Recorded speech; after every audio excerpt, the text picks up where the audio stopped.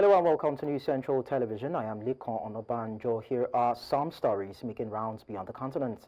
We begin the news in North America. U.S. markets are poised to open on Wednesday after U.S. President Donald Trump signed an order doubling tariffs on steel and aluminum imports to 50%, a move which aims to protect America's struggling steel industry. However, the U.K. has been granted a temporary exemption from the hike. While a 25% tariff still applies, London says it is working quickly to implement a trade deal signed with Washington last month. Now, with the European Union saying it strongly regrets this decision, Mexico is preparing to request an exemption. This is as the economy minister notes that it makes no sense to tax a product that is already oversupplied. And joining us on the news to discuss this is Professor Mukesh Kapila from the University of Manchester, and he joins me from Geneva in Switzerland. Thank you so much, Professor Kapila, for joining us. Pleasure. Glad to join you. So what could these higher U.S. tariffs mean for trade and with other countries, especially America's friends? I think as with the other tariffs that have been implemented, they feed uncertainty and they're a damper on trade, and they increase the cost of that. So already the OECD has said that the world economy is stuttering, and its growth in this year is going to be reduced.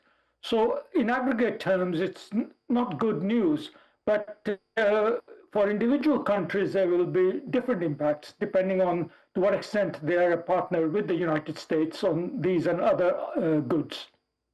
So then how important now is the UK's exemption from the new tariffs, and what happens if the trade deal isn't finished by July 9? I think it's a very good news for the UK at the present time. UK steel exports to the US are specialized steels. They are not kind of mass steel, ordinary steel, and so it's also good for the US. Now, if it accelerates the finalization of the trade agreement, as also between the EU and the US, then I think that's a good thing. Anything that reduces future uncertainty is a good thing. So if this means that the countries will get on with it and agree their different agreements with the US, then that, I think, in the medium term is good. I mean, we're talking about a doubling of the tariff from 25% to 50%.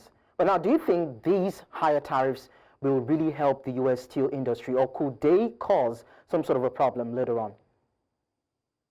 Oh, that's a very good question. We don't really know what the longer-term impacts are going to be. We can project that. There are models being done, and generally speaking, these are pessimistic models pointing to sort of bad news in both in the short term and in the long term.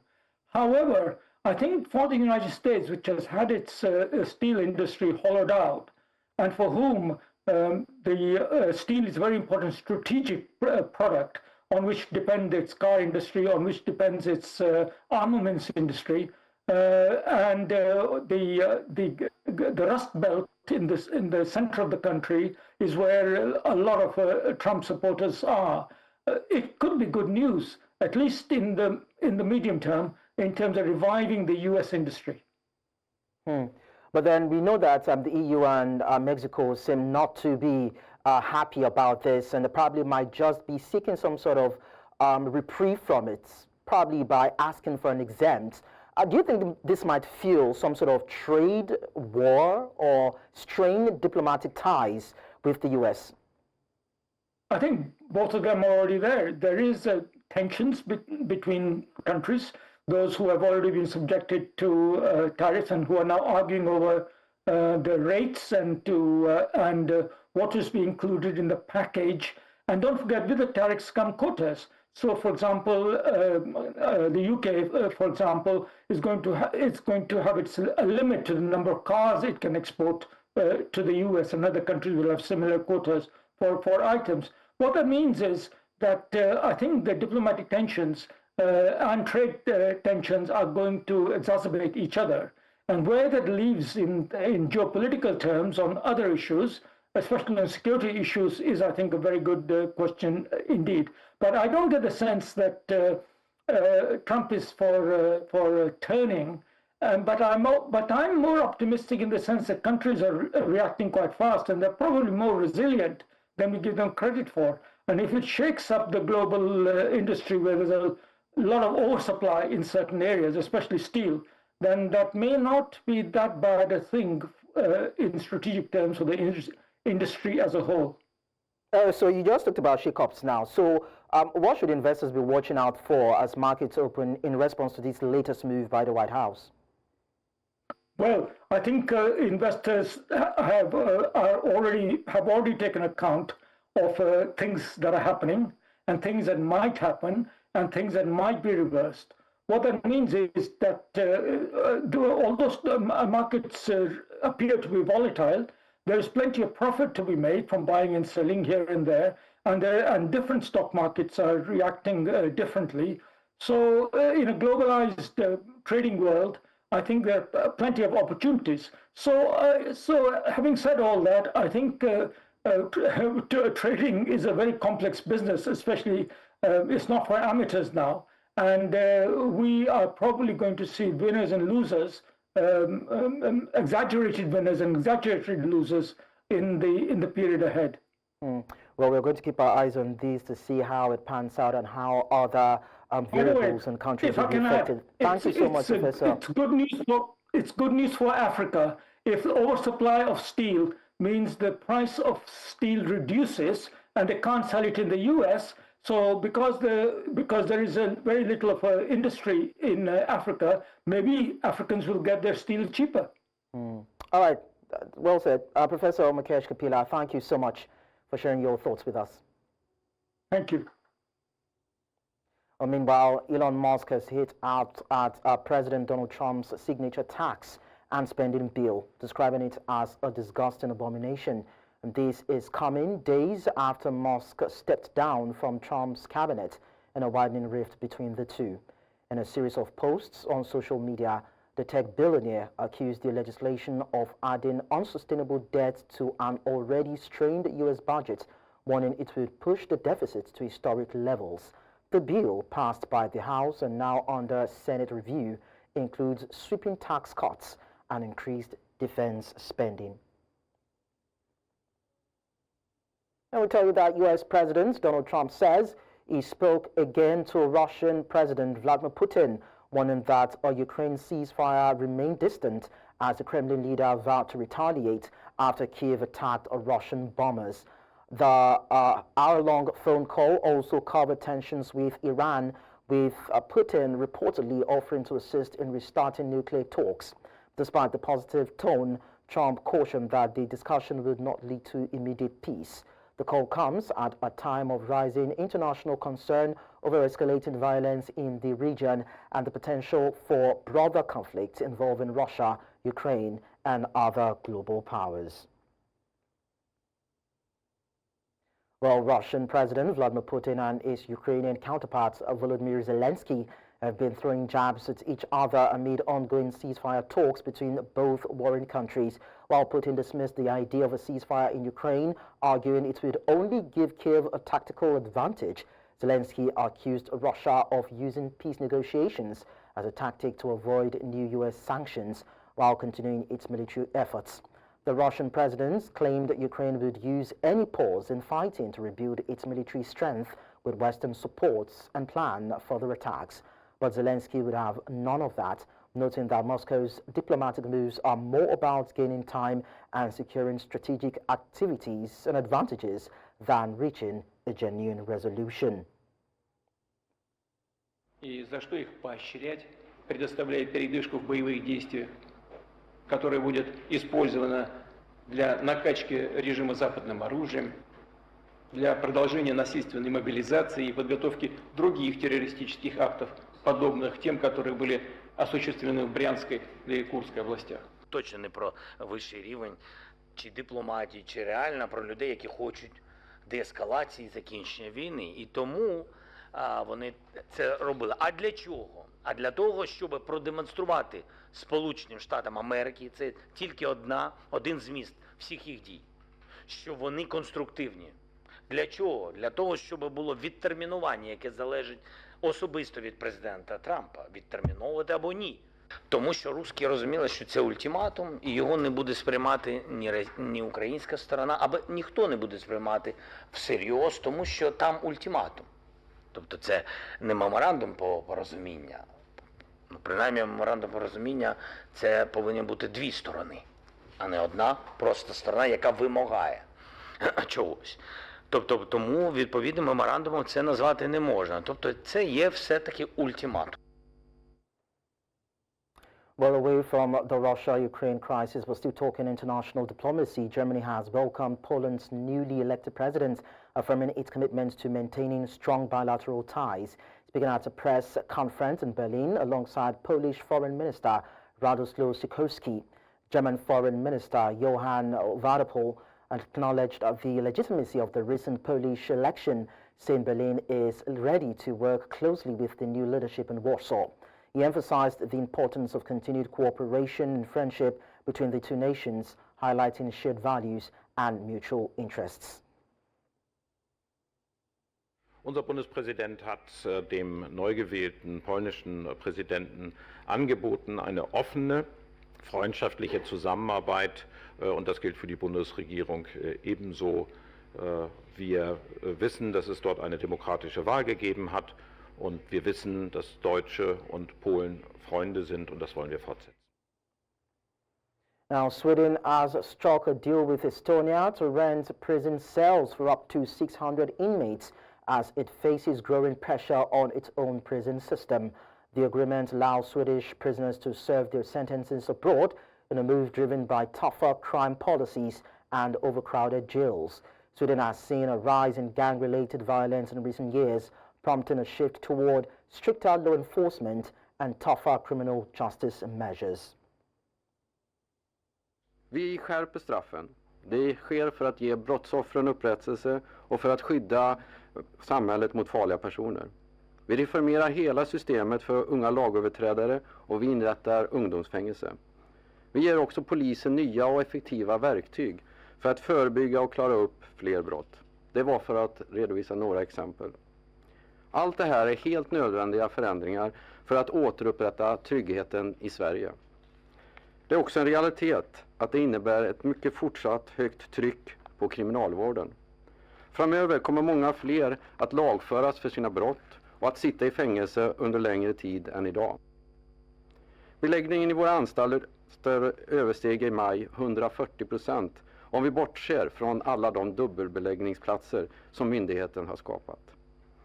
Trots ett kraftigt ökat antal platser de senaste åren fortsätter platsbristen att utmana myndigheten dagligen. Enligt då avtalet så är kostnaden, nu tittar jag för säkerhets skull tillbaka mina papper här, men 8 500 euro per plats och månad. Och det jämförde vi då med snittkostnaden för en plats i anstalt i Sverige under en månad som uppgår till 11 500. Now, Belarusian President Alexander Lukashenko says both Belarus and China are facing unprecedented pressure from the West. He was speaking during a meeting on Wednesday with Chinese President Xi Jinping in Beijing, where he's on a 3-day state visit. He praised China's role on the world stage, saying Beijing will not allow the global order to be broken. Беспрецедентное давление со стороны Запада на нас, прежде всего на Китайскую Народную Республику, и сегодня выдержит, и Китай не позволит сломать мировой порядок. В этом убеждены многие. We'll now go on a short break on Beyond the Continent. When we return, many feared dead in stampede in Bengaluru. We'll bring you more details in a short while. Stay with us. Stampede outside a cricket stadium in Bengaluru, the capital of Karnataka state. The incident happened on Wednesday as thousands gathered at the M. Chinnaswamy Stadium to celebrate Royal Challengers Bengaluru's first ever Indian Premier League title win. While some reports say there are still at least 11 fatalities, The Times of India puts the number at 7. Such stampedes are sadly not uncommon in India, as in January 30, people were reported dead during a religious gathering at the Mahakumbh festival. Away from that, we tell you that South Korea's new president, Lee Jae-myung, has vowed to revive stalled talks with North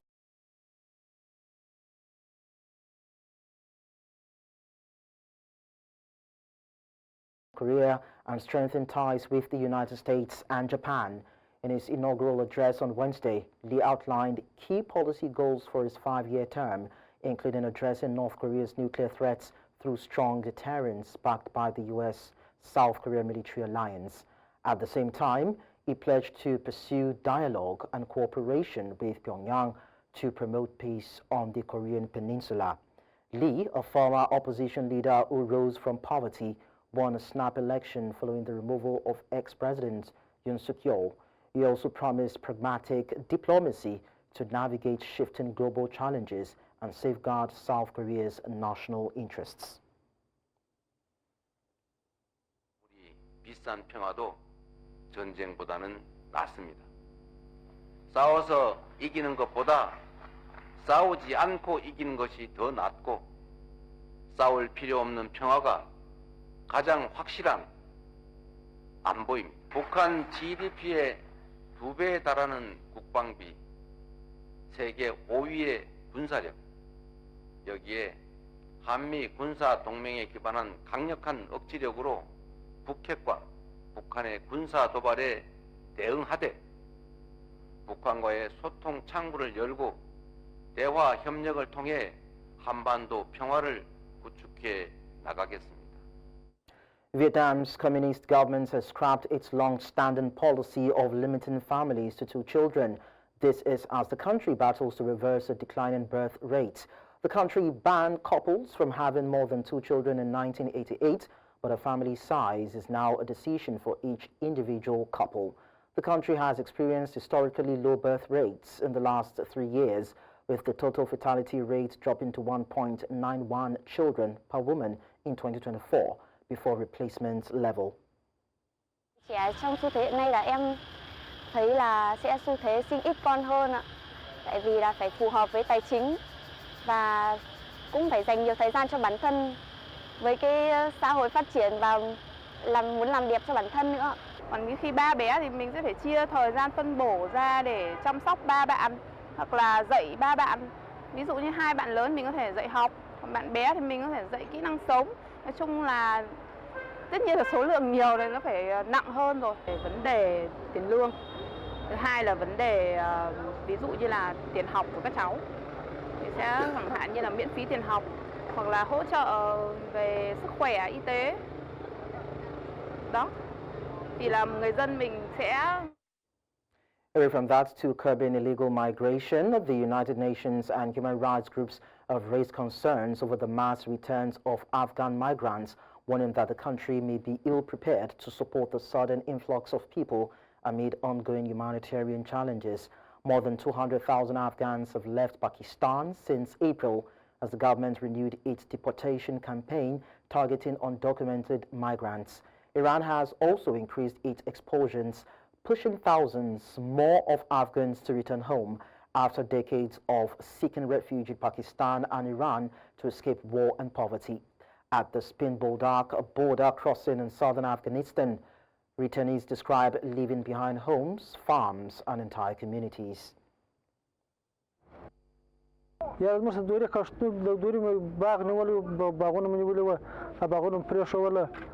بس برمو منی ولی برمو پریشول بالا وسری لکه چې سبارت بیزته کېږي در بیزتیا و داشه چې خپل وطن ته بس لاړ ماخستان د منځه بعد خو مطلق د بندي هیڅوک نس ګرځېدلی هغه څوک ګرځېدل شناخته کارت به ځینې وغوښتي هغه بیا یې لاوله داسې موږ خپل افغانان چې وله هغه به دا رقم وله چې ګیر بیا کوي نو شناخته کارت نه ورسره دغه سره.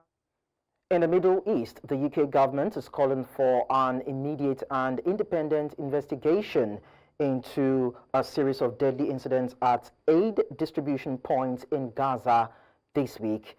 This follows Middle East Minister Hamish Falconer's comment describing the attack on Palestinians seeking food as deeply troubling, while also criticizing the new restrictions on aid access, labeling them as inhumane and counterproductive to humanitarian efforts.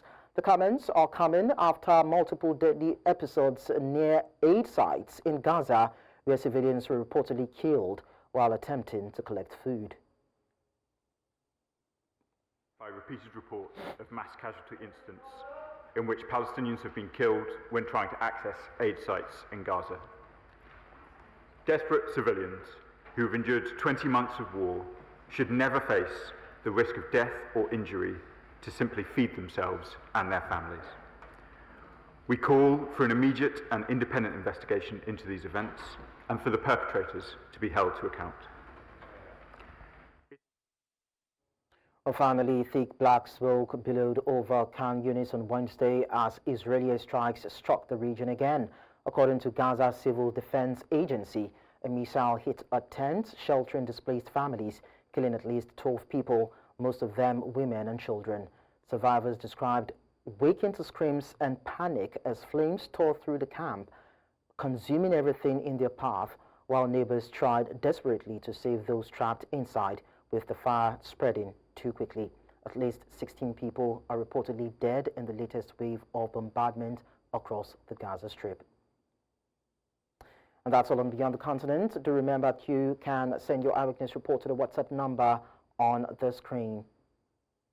Follow us on social media. We are at News Central TV, and equally watch News Central live on DSTV channel 422, GoTV channel 23, Star Times channel 274, Avo TV, and YouTube.